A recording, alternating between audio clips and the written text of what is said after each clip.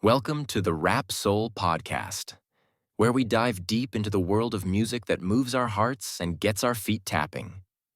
This is the intersection of rap and soul music from the 80s, 90s, and 2000s. We appreciate you for listening. Share this podcast with a friend or family member who loves music as much as you do. The podcast is hosted by 12 Kyle. Next up, the Rap Soul Podcast. Ladies and gentlemen, thank you for listening. Thank you for downloading. And thank you for subscribing to the latest edition of the 12 Kyle podcast. I am your boy, 12 Kyle. Man, check this out. On this episode, we're going to go back. We're going to take it back to February 4th, 1986. On that day, Janet Jackson would release her third studio album, the groundbreaking album entitled Control.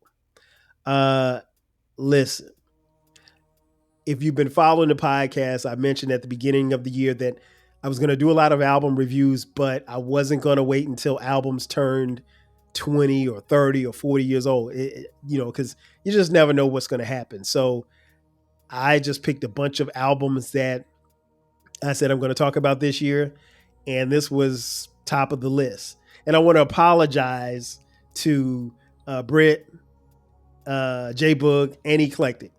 I could have gotten all of you on this podcast, but it is 1 a.m. and I doubt very seriously that you're available to record at this time.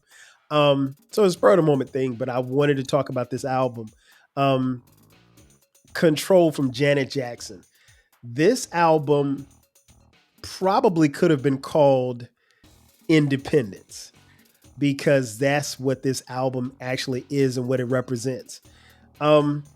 Just to give you some history, as I mentioned, this was Janet's third album. A lot of people think it's her first. It's not. She had two previous albums. The first album, I think, came out in 1982, self-titled Janet Jackson.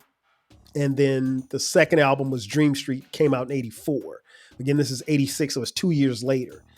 And one of the things that makes this album as special as it is that Janet did something out of the ordinary. She broke away from her father to do this album. What I mean by that is, if you know the history of the Jackson family, Janet Jackson obviously is the younger sister of the Jackson 5, Michael Jackson, the whole crew. They had their success, and a lot of their success was attributed to their father, Joe Jackson. Janet was under Joe's leadership and tutelage for her first two albums. By the time she got to the third album, she wanted to do things totally different. Joe didn't see it that way. And Janet decided that, hey, I'm going to do this my way. It's my album. And I'll be honest, if you listen to her debut album and if you listen to Dream Street, they're not bad albums, but they ain't Control. Let's keep it a bean right there. I mean, they're not Control. This album was legendary. This album was groundbreaking. This album, again, set off her independence. And it also paved the way for a lot of women in music in years to come. And I'll touch on that in just a few. But yeah, this album was incredible. It was released again, February 4th, 1986. Now, keep in mind, at the time that this album was released, Janet Jackson was 20 years old, right? So to break away from her father and his management and the handling of her career was a big risk. And people knew Joe Jackson in the industry, and they knew his track record, and his track record, pretty much stood on its own. But you also have to keep in mind, at the time that this album comes out, Janet is an accomplished TV actress. She had been on Different Strokes, Fame, and Good Times. I saw Janet for the first time on Good Times as Penny Gordon. She later became my girlfriend on Different Strokes. Charlene Dupree. She never dated Willis. She was my girlfriend. Uh, it goes without saying that Janet was like probably my first crush. Little did I know, like Janet's 6 years older than me, almost 7 years older than me. Let's just say 7 years older than me.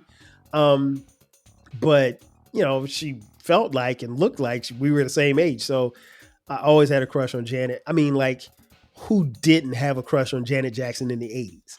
If you were a young man and you didn't have a crush on Janet Jackson in the 80s, you probably didn't have a pulse, right? So that being said, she was accomplished as an actress. The music thing took a minute to take off. And what was interesting is that you have to look at her career path and you think, okay, you're going to break away from your father and his success. And she wasn't trying to detach herself from the Jackson name because she could never do that. But she wanted to do things on her own in her way. And thus the title and the movement of this album is Control. It was Control. She didn't want to play by her family rules. She actually fired her father as her manager, and she hired John McClane as her manager. Now, John McClane, not the former politician, but John McClane, the music executive, he suggested that Janet go to Minneapolis and to try to work with a couple of former Prince associates, James Harris III, aka Jimmy Jam, and Terry Lewis, formerly of The Time. Those guys had broken away from The Time because they were fired by Prince. Shout out to Prince. And so you had this combination of Janet leaving Los Angeles to go to Minneapolis. I mean, and in most folks' minds, who would leave Minneapolis to go who would leave LA to go to Minneapolis? But what we get is Janet and her attitude, if you will, on the album. And what you got was Janet doing an album that she actually wanted to do. I don't necessarily know that the first two albums weren't the albums that she wanted to do, but they clearly don't represent what she was trying to represent at that particular time. And, if you think back to yourself, all of us were 20 at some point. At 20, how much were you listening to your parents, right? Probably not a lot. And although she had not had the success as a recording artist, she had had success as an actress, and she knew what she wanted out of this album. And so thus she goes to Minneapolis. The intent was just to be there for a couple of weeks. She ends up spending months there to record this album. And this album is one of the best albums of the 80s. It is one of my favorite albums of any music genre. The album is a banger from front to back. Again, released February 4th, 1986. There's a lot that I can say about this album. We're going to do a deep dive. But some of the things that stand out, obviously, you got to start with the production. This album is superbly produced by Jimmy Jam and Terry Lewis. Again, Jimmy Jam and Terry Lewis were in The Time, so they knew how to craft music. They knew how to craft songs. They knew how to write songs. They know how to make the production sound big. And almost every song on this album sounds big. One of the great things that I love about this album is that no two songs sound alike. But yeah, they had, the beats were like very hard edged. I always call it the Minneapolis sound because the beats have a Minneapolis sound, if you will. And they get that from their time, being residents from Minneapolis and their time with the group The Time. And then, of course, working with Prince and everything. So there's a certain sound, the percussion, piano, synthesizers, heavy on the synthesizers is this album. And this was really before technology. They were, when I speak of they, I mean Jimmy Jam and Terry Lewis were really ahead of the curve sonically as to how an album should sound. But, they have a little bit of funk. It's a little bit of pop. It's a little bit of R&B. and it's a little bit of what I call arena music, where it really plays well and loudly in an arena. Um, this album is 41 minutes long, and they don't waste any time with this album. And one of the things that I love about this album is that it is a very easy listen. And when you're finished listening to this album, it really doesn't feel like it's been on for 41 minutes. Um, the time goes by very fast. And again, I don't think they waste any tracks on this album. The album is only 9 songs long, which I think is perfect for an album. You don't have to have an album that lasts an hour, but the production is damn near perfect. It's very aggressive, it's in your face, and it fits the style that Janet wanted to portray.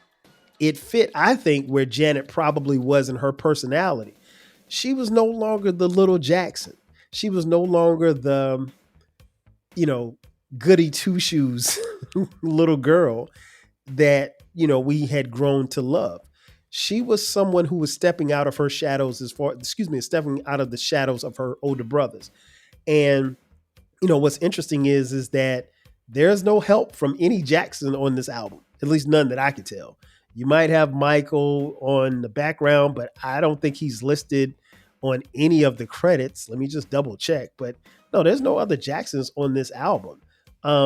Just Janet, and that's it. And again, it flows very smoothly. 9 tracks, get you in and get you out. This album, in my opinion, is flawless. She released several singles from this album, and each of the singles has their own identity in Janet's ascension. Now, one thing that you have to keep in mind as well is that when you talk about these singles help propel Janet to superstardom, because when this album comes out and it hits airwaves, it not only got radio play on black radio, but it got airplay on white radio as well. It was all over MTV. Janet's videos for this music, and we'll talk about it a little later, her videos were incredible. Her videos were relatively long, but they were mini movies kind of like. And she took a page from her older brother, Michael, in that sense. And I think that's one of the things that you will always remember about this album is there were some great videos that accompany these songs. But the songs, and I'll go in order, What Have You Done For Me Lately, which was released January 13th of 1986. So it was released shortly before the album dropped. The second track that was released was Nasty.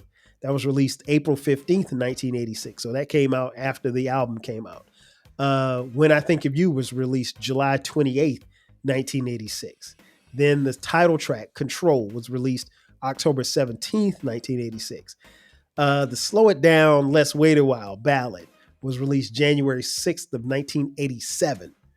Then the sixth song that was released was the Pleasure Principle, which was released May 12th, 1987. And the last song that was released as far as a single, so it was actually 7, not 6. Funny How Time Flies When You're Having Fun. That was released November 25th of 1987. This album had an incredible run as far as how long it was on the charts.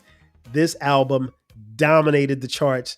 Janet dominated award shows. It was incredible. I mean, just to give you, not that I care about the stats, but I'm going to give you some of the stats. Billboard 200, she had 6 top 20 singles. 5 of those landed in the top 5, and 1, When I Think of You, reached number 1. The album also earned 4 Grammy nominations, including Album of the Year. It didn't win Album of the Year. That was won by Paul Simon's Graceland. But Jimmy Jam and Terry Lewis did walk away with Producers of the Year, and rightfully so. But it had a slew of nominations as far as the album was concerned. Favorite Soul R&B for Nasty, Favorite Soul R&B Artist for the American Music Awards, Best Music Video for What Have You Done For Me Lately, Album of the Year for Soul Train, best choreography for Nasty at the MTV Music Video Awards. I mean, incredible, incredible, incredible. This album went 5 times platinum. Everybody that I knew had this album, myself included. I had the tape. And I played this tape forever and forever and forever. And then later bought the CD. And I think at one point, by the time I was in college, I bought the vinyl. I have no idea where that vinyl is, but it's probably somewhere at my mom's house, maybe. But nonetheless, I mean, the singles, the production was crazy, and the singles were just really on point. So let's get to the tracks. Track 1. She starts off the album with the title track, Control. Listen, Control, again, is her independence. It is her statement. It is her declaration, if you will, that I'm here and I'm not going anywhere. And this is who I am. I'm no longer little Penny Gordon. I'm no longer Charlene Dupree. I'm no longer Michael's little sister. I am Janet Jackson. Miss Jackson, if you nasty. But, you know, the album starts off with her talking on Control. And she says, this is a story about control and my control. After speaking those words, the music comes on and she gets busy for, the song's about 5 or 6 minutes long. I mean, like, it's crazy. And if you have time, when you finish listening to this fine podcast, head over to YouTube, pull up the Control video. I think it's like 7 minutes long. I just finished watching it again for the, 10th time today. Love watching this video. It takes me back. She was clowning around with the guys from the time. Shout out to Jerome, Jelly Bean, and of course, Jimmy Jam and Terry Lewis. Great energy, great video to see and watch. But the song is probably about 5 or 6 minutes, and it's just, the percussion is heavy, the synthesizers are heavy. It is a funky ass song and a great lead off song. Then track number 2, Nasty. There's the definitive line of the album. Know my first name ain't baby. It's Janet, Miss Jackson, if you nasty. That's probably the most definitive or most quoted line in this entire album. Probably a close second is what she starts the album off with, what she starts the song off with, Give Me a Beat. Listen, this is like New Jack swing-ish, very funky, very heavy music. It is a jam. And what's interesting about this song is that it still knocks. I mean, like, to this day, Nasty still knocks. And you never, at least for me, I never get tired of hearing it. Then the next song, track 3, the aforementioned What Have You Done For Me Lately? Again, go watch the video. We'll talk about videos in just a second, but the video's slamming and it won several awards. But yeah, this song right here, it is really, really cool. It is like a cool song. And in this song, when I tell you, just from my memory, this song was everywhere. If you did not like Janet Jackson, there's no way you could avoid this song. This song was everywhere. It was on BET, it was on MTV, it was on radio, everywhere. And it's still my jam. I mean, like, and it's funny because, like, when you hear the song, if you were around, you remember where you were when you heard it. I'll just put it like that. Track 4, You Can Be Mine. Okay. Here's the one blemish I think that is on this album. This isn't a bad song. I don't know that I would have put this. I might have put this last if I'm going to put it on the album. And technically, it's the last song on side 1. Shout out to side 1 and side 2. If you're from that era. But, written and produced by Jimmy Jam and Terry Lewis. It's not a bad song. It's not a bad song at all. It's just, it's easily my least favorite song on the album. What will surprise you is my favorite song on the album. So we get to track 5, The Pleasure Principle, written by Monty Moore from The Time, formerly of The Time. Listen, This song right here is a banger. When people talk about this album, it is almost impossible to talk about Control without mentioning the Pleasure Principle. Um, this joint goes hard. It is still a jam. It is still one that people still talk about to this day. It's one of the most popular songs in Janet's discography. Uh, I never get tired of listening to it. The Pleasure Principle, like she spells it out for her ex, like this is what it is. And again, I never get tired of listening to it. Then we get to track 6, When I Think of You, a very, very poppy but very happy and feel good song. Um, I love this song. I love this song. I love this song. Um, this was one I think if somebody told me, okay, I got tired of it, I could because it was played everywhere. That being said, I never got tired of it, and I just it's one of those joints that I love from Janet, and her energy and what she brought to the track I thought was dope. Then we get to track 7. He Doesn't Even Know I'm Alive. This is my favorite track on the album, much to surprise of many of you who were probably surprised that I said that. Yeah, this is my favorite joint. Um, and I really can't tell you why, but this song, she speaks of being fearful about, there's a guy that she really likes and she has a crush on him, but he doesn't know her. He doesn't even know that, like, he doesn't know she has a crush, one, and he doesn't even know that she even exists. And she goes through these scenarios about how, she would meet him and come in contact with him and be nervous. And it's a very cute, I have puppy love type story. And I think one of the reasons why that probably resonated with me was because at the time that it came out, I was probably in that stage because I was in like, I had to be in what, middle school? Was I middle school when this? I think I was in middle school when this album came out. 86. Yeah, I think I was in middle school. Um, so like I was young. So, that's the puppy love stage. That's when you first start really liking girls. So he doesn't even know I'm alive.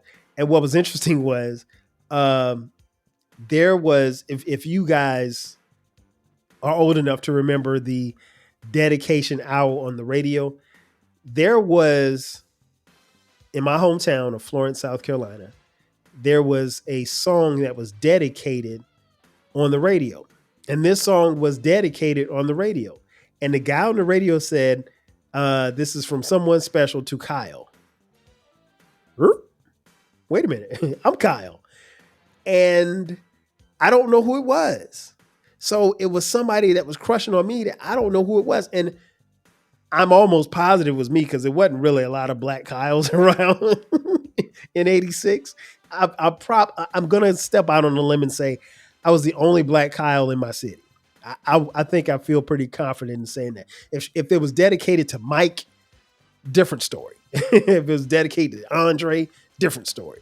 But I'm pretty sure there's only one black Kyle in Florence at the time. So to this day, I don't know who dedicated that song to me. It was an admirer. So, and that's not why I love the song, but it's just a little fun fact that always kind of comes back every time I hear the song. I still wonder who dedicated that song to me.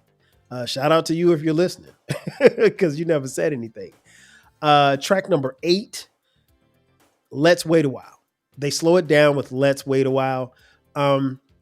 This song is special because we get the slower, sensual side of Janet, which we did not see, at least not on this level, on the first 2 albums.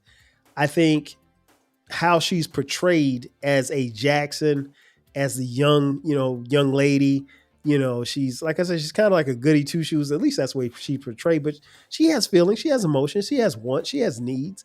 We later came to see the sensual and sexual side of Janet, but we don't get that here. But I think this is a prelude for what we would see in the later albums from Janet, as far as her sensuality, as far as her sexuality, and how she expresses herself.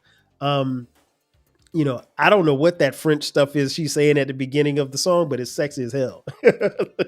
Let's Wait a While is a jam. And this is another song that brings back memories because I do remember having, an ex girlfriend break up with me playing this song in the background. I don't know why she decided to play it, but like she was talking to me like we need to break up, we need time apart, and then I hear her hit the rewind button, and then I'm like, what is she doing? But I'm sitting there listening. We're breaking up. What can I say? But that was always funny to me. But this is a really really dope song. Still love it. Like I said, it introduced a different side to me of Janet. And then the album ends with track 9. Funny how time flies when you're having fun. Um, Another slow joint, another kind of sensual. Janet slowing it down. She hit you with the headbangers early in the album. She closes out the album on two slow jams. Um, this is dope. This is dope. It is a dope song, and like I said, she does a great job of taking you through the highs and lows of this album from front to back.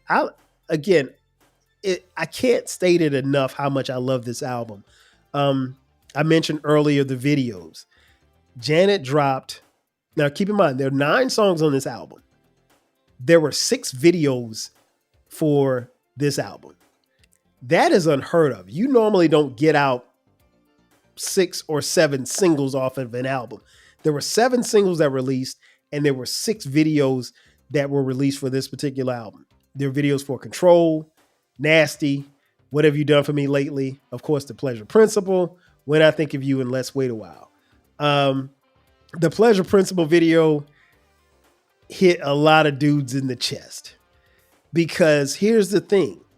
In the other videos, we see Janet, she's choreographing, it's dancing, it's everything. And that's what we get in this video. But in this video, in the other videos, Janet, she's in a jacket and she's got padded shoulder pads and, she's propped up and everything and she's fly. But in that Pleasure Principle video, black t-shirt, black jeans, knee pads. Listen, man, it was dudes like, wait a minute, because now we get a chance to see Janet's body. And for a young boy, listen, that was everything. That was everything. And so her doing the flips and jumping on the chair, it was different. And so like, there's not anybody that doesn't remember the Pleasure Principle video. I watched it before I recorded this episode and I was just like, whoa, it still puts a smile on my face. And it's so many years later. But great video. I mean, her choreography was great. And it's funny going back watching the videos because there was a familiar face. One of Paula Abdul, who was a famous choreographer before she became a singer, actress, entertainer, if you will. So Paula's in the videos because she's doing the choreography for the videos behind the scenes. Let's Wait a While video is dope, dope, dope. The video stars Janet and what's the guy's name? Timac. He was in The Last Dragon. It's interesting because, in the song she's talking about wait a while before we take our relationship to the next level, sensual. So in the video, they're sitting on the couch and Timac slides his hand on her knee and he goes to try to kiss her and she pulls away. And she's like, nah, play. I mean, like she gives the look like, no, we can't do this right now. And so he's disappointed. He gets mad. He leaves the house. And it was interesting because like, that's where she was at that stage in her life, or at least that's what she wanted to portray. And I think that's good. And I thought that was good for us to see because like in the song, the video correlates with the song. Let's wait a while,